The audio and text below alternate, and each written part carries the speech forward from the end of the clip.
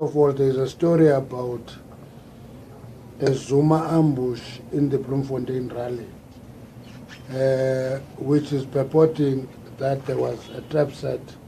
Why did we deploy him directly to Bloemfontein, not elsewhere? I want to explain how deployment for May Day happens. May Day is a COSATU activity. It's not an ANC activity. We get invited.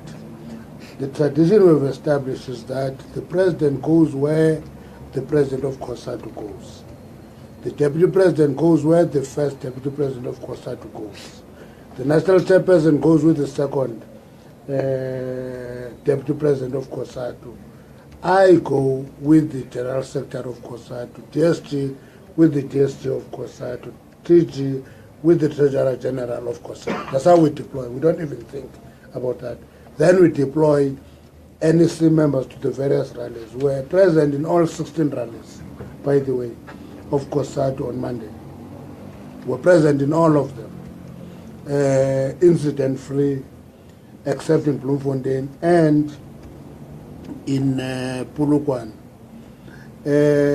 I think the situation in eThekwini is exaggerated in the sense that there was a small group that tried to put the national chairperson. It was stopped, called to order, and the rally continued. So to classify that in the same, I think there is mischief in that one. We thought we should put that straight. The second one is a story of which is trying to purport some division in the ANC that emphasize that there were those who were booed, there were those who were not booed. We're in different places and therefore create a story as if this was planned, well coordinated, and I'm submitting that there's no such a coordination. The journalist from ENCA tried to make me comment about Bloemfontein. I refused. I commented about Joburg. And on my part, it was deliberate in the sense that speculating about something happening where you are not would be quite dangerous. You would be walking on thin ice. And I think we want to correct that and appeal to all COSATU, ANC people to engage on these matters. In preparation for that rally, we did meet COSATU on Friday. We did meet COSATU. It was myself and the DSG. We met Comrade Beg and Comrade Stomo, who assured us that things were under control. We don't need to worry. So it's not that we left everything to chances. We didn't leave things to chances. We met COSATU. We discussed in details that, listen, the environment looks very polluted. What should we expect? And they assured us. And I think in our presence, the General Secretary of COSATU phoned the Provincial Secretary of the Free State that there was nothing to worry about. Things are under control. So everything that happened on Monday did take us by surprise after those assurances.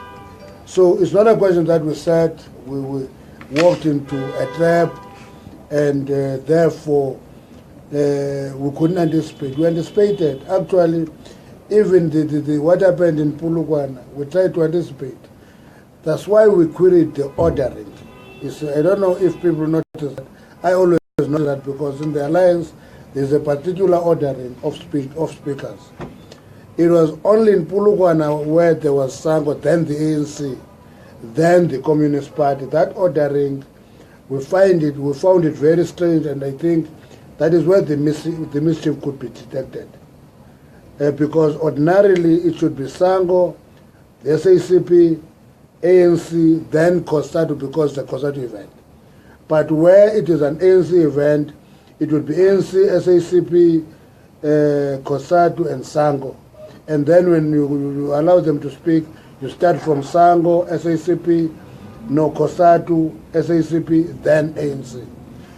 So we are going to be working on we're having an alliance secretariat on Friday, which will be working on the political council of the alliance, where all the officials of the 4 formations will be meeting under one roof. We'll announce the date after Friday. We'll engage on these issues. We're not going to run away and disappear to them. Wanted to clear that and put the record straight so that there is no confusion in society about what happened. Thank you very much.